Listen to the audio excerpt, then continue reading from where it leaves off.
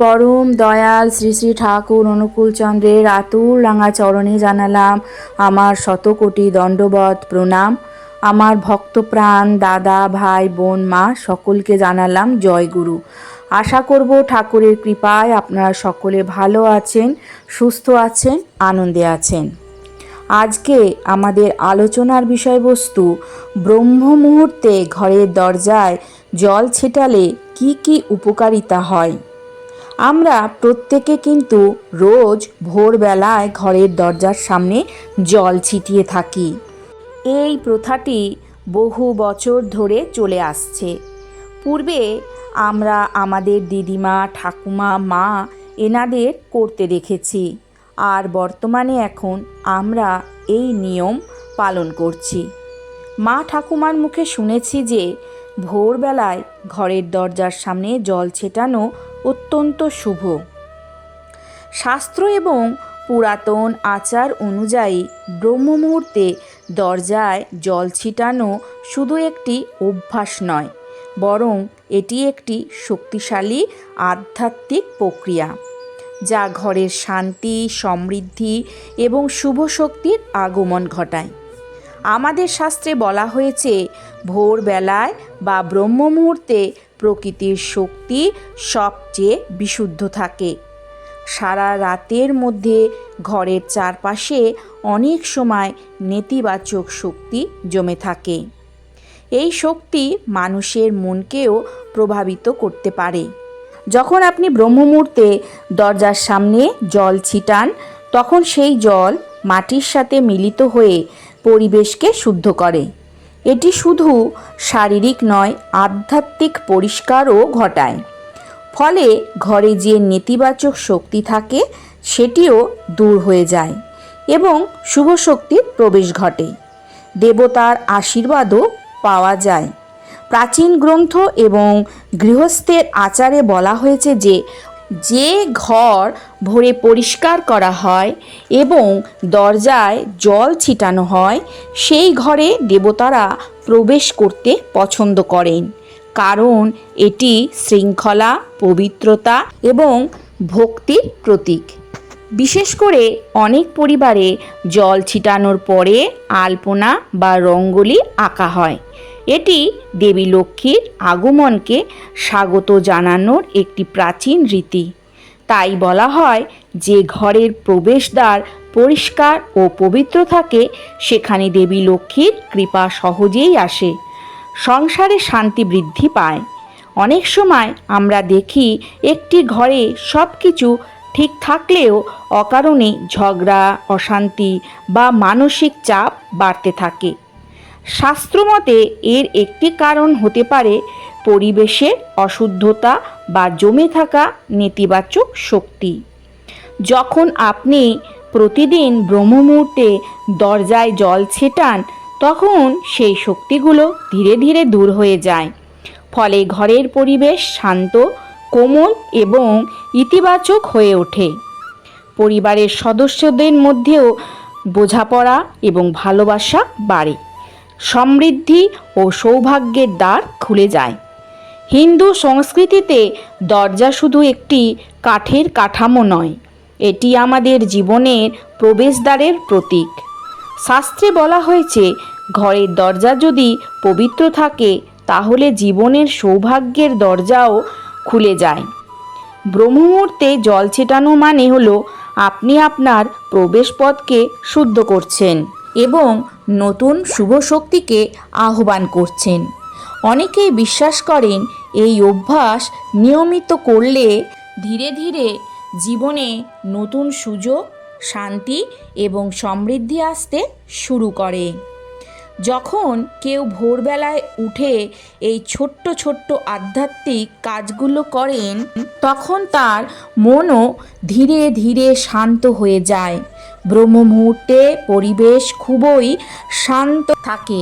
সেই সময় জল ছিটানো, প্রার্থনা করা বা মন্ত্র জপ করা মানুষের মনকে পবিত্র করে। এই অভ্যাস আপনাকে দিনের শুরুতেই ইতিবাচক শক্তি দিয়ে ভরিয়ে দেয়, ফলে সারাদিনের কাজও আপনি বেশি মনোযোগ এবং শান্তি অনুভব করতে পারেন। বাড়িতে শুভ শক্তির প্রবাহ বাড়ে। শাস্ত্র অনুযায়ী জল নিজেই একটি পবিত্র উপাদান। জলকে হিন্দু ধর্মে জীবনের উৎস এবং শুদ্ধতার প্রতীক হিসাবে দেখা হয়। যখন আপনি দরজায় জল ছেটান, তখন সেই জল যেন একটি শক্তির পর্দা তৈরি করে, যা ঘরের ভিতরের শুভ শক্তির প্রবাহ বাড়িয়ে দেয়। এই কারণেই অনেকে পুরানো বাড়িতে আজও ভোরবেলায় দরজায় জল ছেটানোর প্রথা চালু রয়েছে।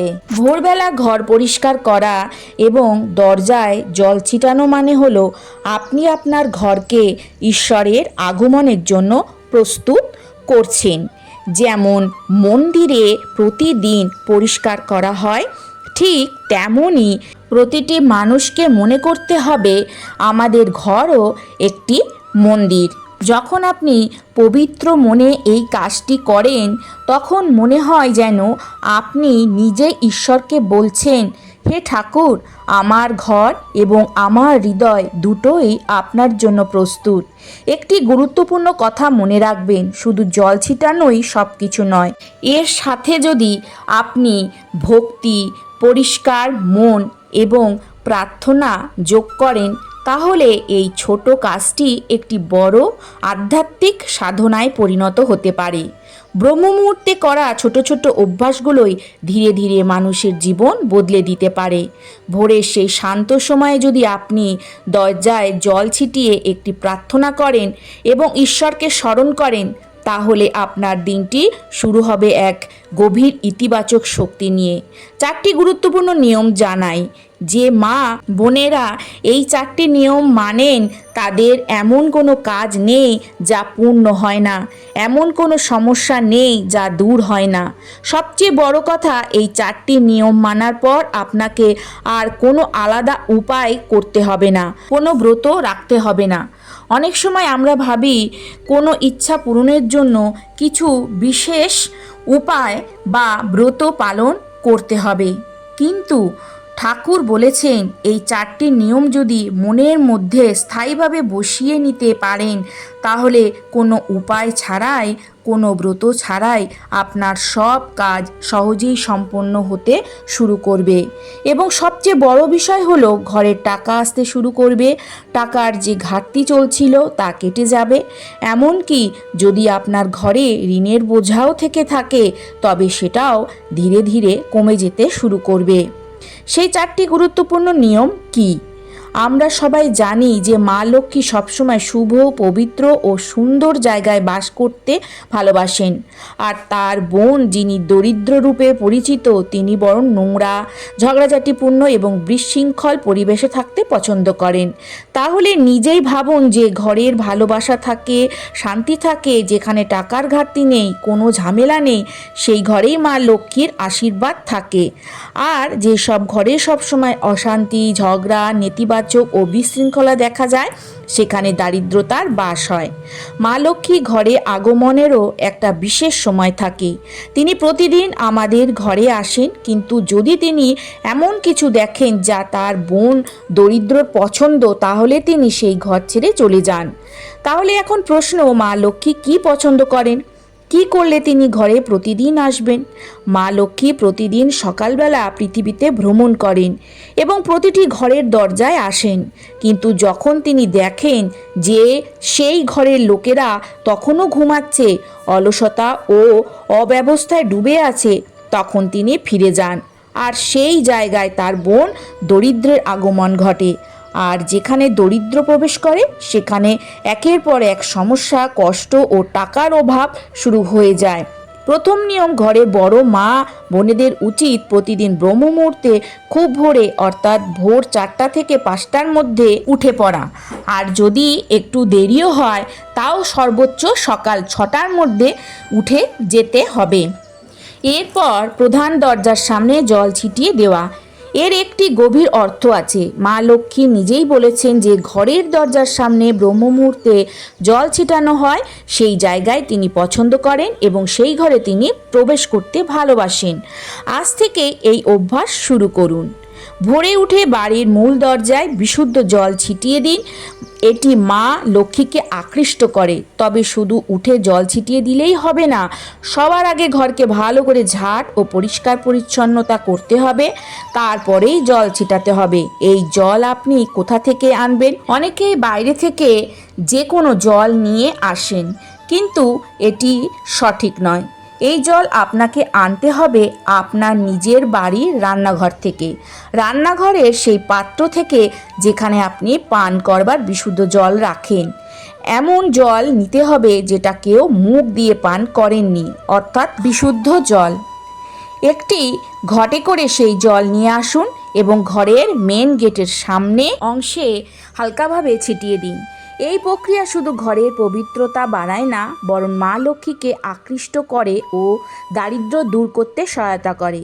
এখানে আরেকটি গভীর কারণ আছে। আমাদের রান্নাঘরে যেখানে পান করার জল রাখা হয়, সেই স্থানটি পিতৃদেবতার স্থান হিসেবে ধরা হয়। তাই যখন আমরা সেই স্থান থেকে একটি লোটা বা একটি ঘটে করে জল নিয়ে এসে আমাদের ঘরের মূল দরজায় ছিটাই, তখন আমাদের পিতৃপুরুষরাও খুশি হন। এটি শুধু লক্ষ্মী দেবীর আগমন ডাকে না, বরং পূর্বপুরুষদের আশীর্বাদও নিয়ে আসে। এই ছোট কাজটি প্রতিদিন করার মাধ্যমে আপনার ঘরে ইতিবাচক শক্তি আসবে, মা লক্ষ্মীর কৃপা বজায় থাকবে এবং আপনার পূর্বপুরুষরাও সন্তুষ্ট থাকবেন। এবার জেনে নিন দ্বিতীয় নিয়মটি, যেটি প্রথম নিয়মের পরই পালন করা উচিত। ব্রহ্ম মুহূর্তে জল ছিটানোর পর যখন পুজো সম্পন্ন হয়ে যায়, তখন ঘরের মূল দরজার সামনে একটি প্রদীপ জ্বালানো হয়। কিন্তু যদি সম্ভব হয়, দেবী মা লক্ষ্মীর জন্য লম্বা প্রদীপ জ্বালানো সবচেয়ে শুভ বলে ধরা হয়। মূল দরজায় যে কোনো এক পাশে রাখতে পারেন, বাঁ দিকে বা ডান দিকে। দিক নিয়ে কোনো বাধ্যবাধকতা নেই। যে ঘরের দরজার সামনে ব্রহ্ম মুহূর্তে প্রদীপ জ্বলে, সেই ঘরে মা লক্ষ্মী প্রবেশ করতে আনন্দ বোধ করেন। তিনি মনে করেন এই ঘরে তার জন্য শ্রদ্ধা ও ভক্তির প্রস্তুতি রয়েছে, তাই তিনি অবশ্যই সেই ঘরে প্রবেশ করেন এবং তার আশীর্বাদ রেখে যান। কিন্তু যে ঘরে প্রদীপ জ্বালানো হয় না, সেখানে মা লক্ষ্মী ফিরে যান এবং সেখানে প্রবেশ করে তার বোন দারিদ্র্য, অর্থাৎ দুঃখ, টেনশন, অর্থাভাব ইত্যাদি। এই নিয়ম পালন করলে আপনার ঘরে নেমে আসবে স্থায়ী শান্তি ও সমৃদ্ধি। তৃতীয় নিয়ম, রঙ্গোলি বা ছোট একটি স্বস্তিক চিহ্ন আঁকা। আপনার বাড়ির মূল দরজার সামনে যদি একটি ছোট রঙ্গোলি থাকে বা আটা দিয়ে তৈরি স্বস্তিক চিহ্ন থাকে, তাহলে মা লক্ষ্মী এতে অত্যন্ত প্রসন্ন হয়। বড় রঙ্গোলি লাগবে না, একটি ছোট রঙ্গোলি বা স্বস্তিক চিহ্নই যথেষ্ট। রং না থাকলে আটা দিয়ে বানানো চৌকো বা স্বস্তিক চিহ্ন করলেও হবে। মা লক্ষ্মী প্রতিদিন ব্রহ্ম মুহূর্তে পৃথিবীতে ভ্রমণ করেন এবং যে ঘরের দরজায় এই শুভ চিহ্ন বা রঙ্গোলি থাকে, সেই ঘরে প্রবেশ করে নিজের আশীর্বাদ বর্ষণ করেন।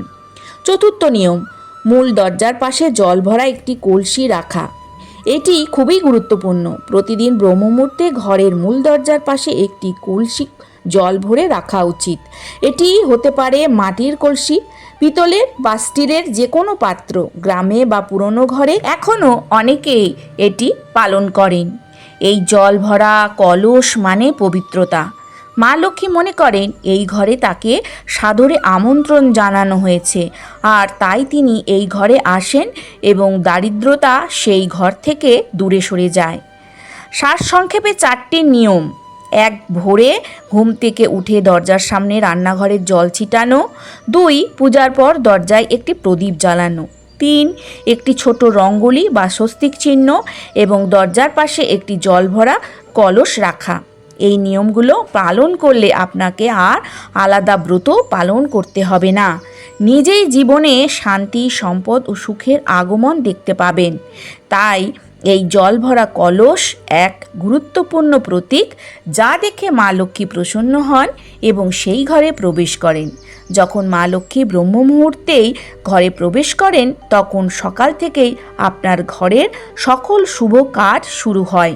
ঘরে ধীরে ধীরে শান্তি আসে, ঋণ থাকলে তা কাটতে শুরু করে এবং অর্থের সমস্যা থাকলে সেই সমস্যাও কিন্তু সহজেই দূর হয়ে যায়।